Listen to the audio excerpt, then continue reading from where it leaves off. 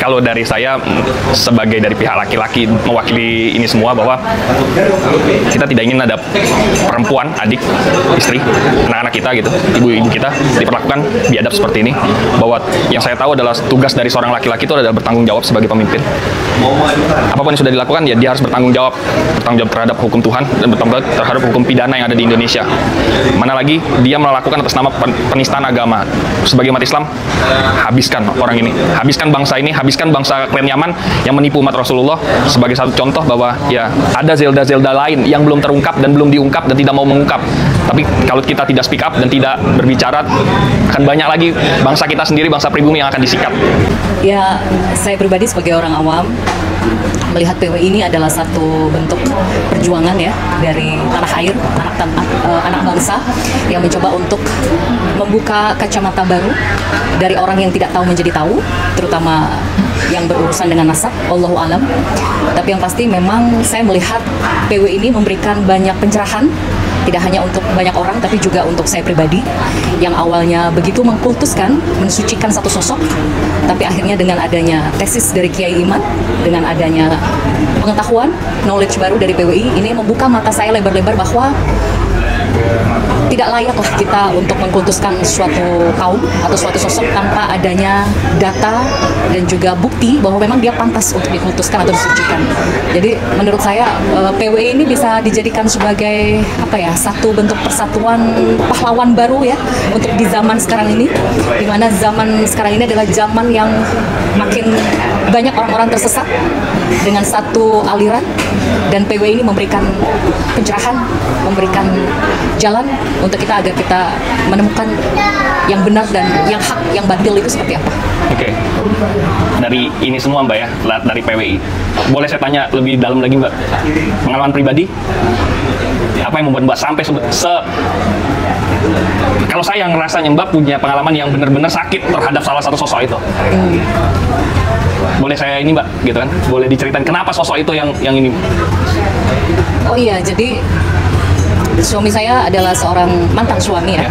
Tepatnya mantan suami saya adalah seorang yang mengaku dirinya Habib, yang notabene selama 2 tahun saya menikah dengan dia, saya mendapatkan banyak sekali kekerasan, diantaranya kekerasan seksual, kekerasan psikis mental, kekerasan ekonomi, dan lain-lain.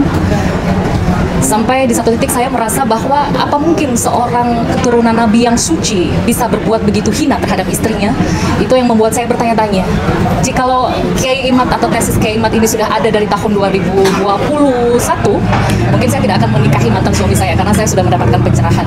Tapi karena waktu itu masih belum ada tesis dari Kiai Imad, jadi ya saya mengikuti doktrin-doktrin yang ada, di mana memang ada beberapa sekelompok yang coba dikultuskan, disucikan. Dari sini saya akhirnya berpikir, memang lucu sekali ya jika kelompok yang mengaku-ngaku Habib ini dikultuskan dan disucikan, sementara akhlak dan perbuatannya saja bahkan lebih rendah dari manusia awam pada umumnya. Jadi ya kembali membuka mata hati saya bahwa orang yang memiliki derajat yang tinggi itu bukan dari nasab atau keturunannya, tapi dari keimanan dan ketakwaannya pada Allah. Apa yang membuat Mbak Zelda menjadi empowered sekarang? Mempunyai power untuk keluar dari zona yang dibodoh-bodohi itu, gitu kan? Apa yang membuat Mbak jadi berani untuk speak up? Ya, saya melihat mantan suami saya, oknum Habib ini kan begitu sombongnya, merasa dirinya suci, dan begitu pula dengan kelompok dia yang lain ya, yang satu kelompok ya. Saya melihat mereka ini dengan brutalnya menzolimi perempuan tanpa belas kasih. Salah satu buktinya adalah dengan melakukan banyak sekali kekerasan terhadap istrinya sendiri. Menurut saya ini sudah bukti konkret bahwa mereka tidak layak disebut sebagai orang yang suci, apalagi mengaku-ngaku keturunan Nabi. Ini konyol sekali menurut saya. Bahkan orang yang bukan keturunan Nabi saja, saya rasa tidak sampai hati melakukan tindakan tidak beradab seperti ini terhadap seorang istri gitu. Bagaimana bisa seorang suami yang mengaku dirinya seorang Habib, tapi dia menzolimi istrinya dengan luar biasa.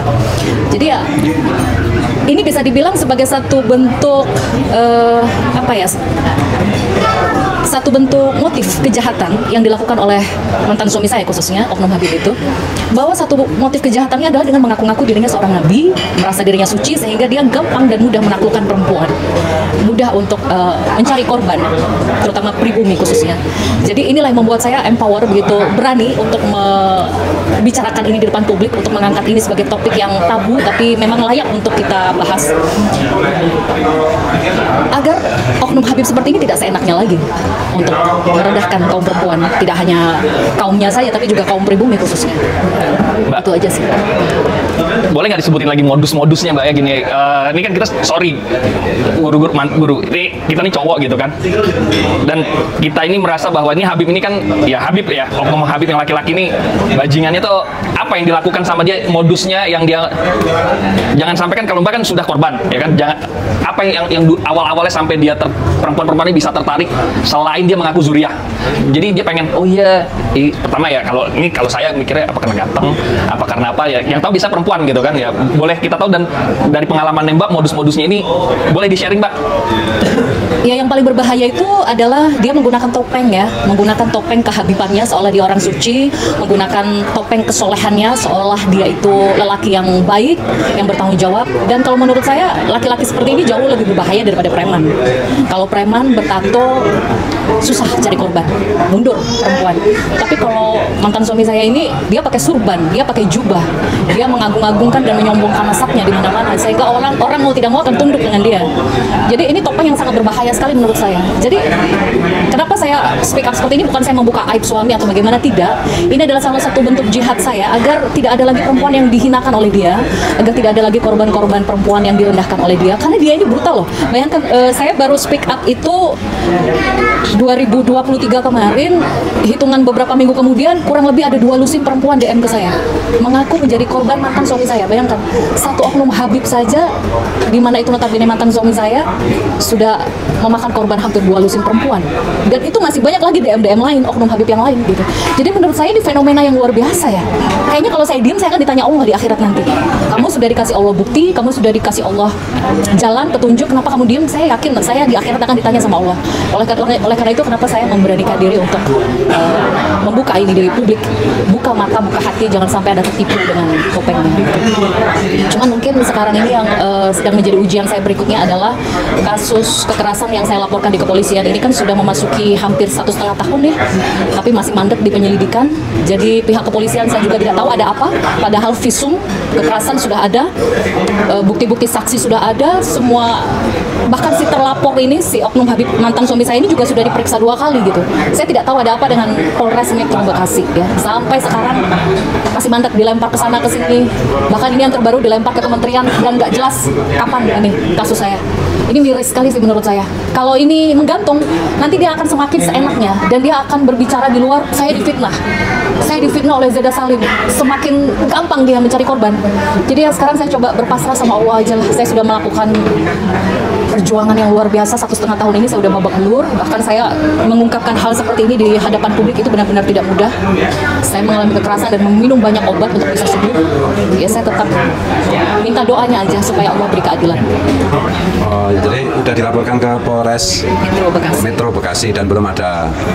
Ya masih dilempar ke sana ke sini gitu. Oh iya. Gantung kasusnya. Saya tidak tahu ada apa ini pihak kepolisian. Ya ini harus jadi atensi Polres Metro Bekasi dan Pak Kapolri. Pak Prabowo harus dengar ini. Apa yang disampaikan Mbak Zeda ini nggak ditindaklanjuti, mungkin Pak Prabowo perlu ganti Kapolrinya itu. Ya karena saya ngikuti apa yang disampaikan Mbak Zeda itu benar 1,5 tahun, dan ya beliau udah terlalu sering speak up di media, dan tetap aja laporannya nggak diproses ya Mbak? Diproses tapi menggantung. Oh ya menggantung gitu ya. Jadi penyelidikan belum naik. Jadi kalau penyelidikan itu namanya bukan penyidikan ya, namanya nggak dijalankan itu proses hukum. Padahal sudah 1,5 tahun ya Mbak ya. Padahal sudah ada visum, sudah ada saksi-saksi gitu. Komnas Perempuan bahkan sudah. Komnas Perempuan ya juga sudah bersaksi. Terus pakai mungkin mau nyampaikan. Saya yakin kita semua punya saudari perempuan ya. Kalau ibu kita perempuan, kita punya saudara perempuan, kita punya anak juga perempuan. Artinya ini adalah suara jeritan nyata, faktual, bisa dibuktikan, dan beliau sudah speak up dengan lantangnya selama 1,5 tahun ini. Kalau sampai kemudian ini dipetieskan atau tidak jalan atau mandek, ada apa? Pertanyaan besar ini yang bisa menjawab adalah kepolisian itu sendiri. Kepolisian pasti memiliki pimpinan. Kalau kemudian pucuk pimpinannya itu tegas, sebagaimana selama ini yang digembar-gemborkan, nah pasti apa yang menjadi berita yang viral ini, yang menjadi konsumsi publik dan menjadi perhatian bersama ini, pasti dia akan turun. Kalau sampai kemudian Pak Kapolri tidak juga mengambil tindakan atau tidak ada kebijakan yang yang secara gerak cepat, maka patut dipertanyakan kepemimpinan beliau. Maka nun sewu, Bapak Prabowo Subianto, ini rakyat Anda berjanji bahwa tidak akan pernah terjadi apa yang pada masa penjajahan Honden and Inlander for Verboden, anjing dan pribumi dilarang masuk, pribumi dipersamakan dengan anjing. Ini ada pribumi Nusantara, dan beliau mendapatkan direct message sekitar 250 korban kalau nggak salah begitu, tidak hanya lebih, 2 lusin, dan di daerah-daerah itu juga banyak sekali pelaporan, dan itu bisa dirunut beritanya di media sosial, banyak sekali. Artinya kalau ini tidak menjadi perhatian dari negara, maka ini sama dengan negara melakukan pembiaran, negara melanggar hak asasi dari warganya sendiri, negara membiarkan penindasan, berarti negara menjadi penindas, dan ini tanggung jawab dari Pak Kapolri untuk segera mengeksekusi dan menindaklanjuti ini dengan sebaik-baiknya. Mohon Bapak Presiden, mohon Bapak Kapolri, saya yakin ini akan didengar oleh panjenengan berdua. Terima kasih. Ya, saya tambahkan sedikit. Jadi intinya pihak penegak hukum yang terhormat ini sedang mempermasalahkan status pernikahan saya. Saya kecewanya di mana? Saya kecewanya mengapa pihak kepolisian, pihak kejaksaan tidak fokus pada kasus kekerasannya. Mengapa fokus pada status pernikahannya? Karena saya hanya menikah secara agama. Jadi mereka beralasan ini tidak bisa diproses kemungkinan besar karena hanya pernikahan siri atau agama. Ini lucu, konyol sekali menurut saya.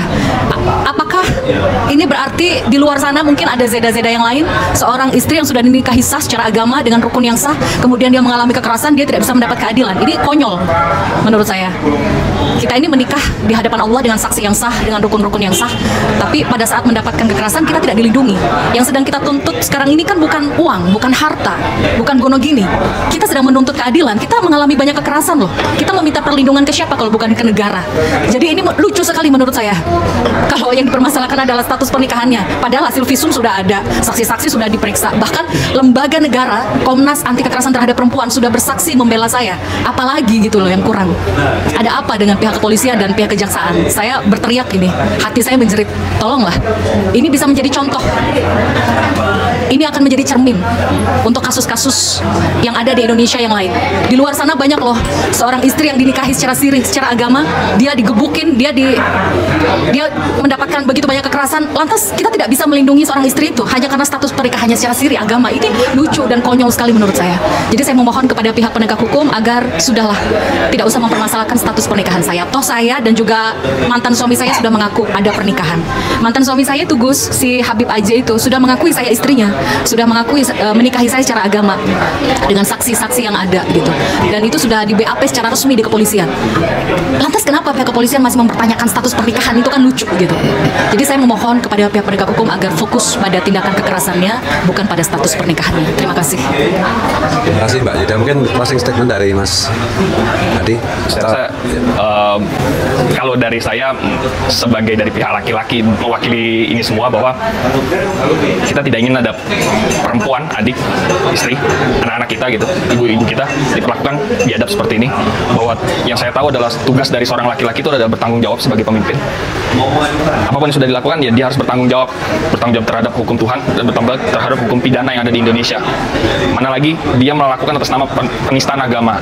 Sebagai umat Islam, habiskan orang ini, habiskan bangsa ini, habiskan bangsa Klan Yaman yang menipu umat Rasulullah. Sebagai satu contoh bahwa ya ada zelda-zelda lain yang belum terungkap dan belum diungkap dan tidak mau mengungkap.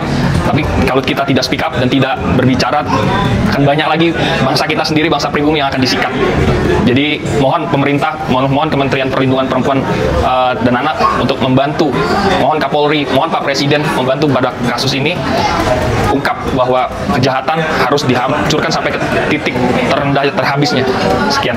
Terima kasih Mbak Zelda atas waktunya dan sharingnya. Moga-moga dengan pertemuan kali ini ada progres Mbak gitu. Jadi kita berharap, kita berdoa bersama-sama berkahnya momen ini adalah ada progres Mbak. Terima kasih. Wassalamualaikum warahmatullahi wabarakatuh. Waalaikumsalam.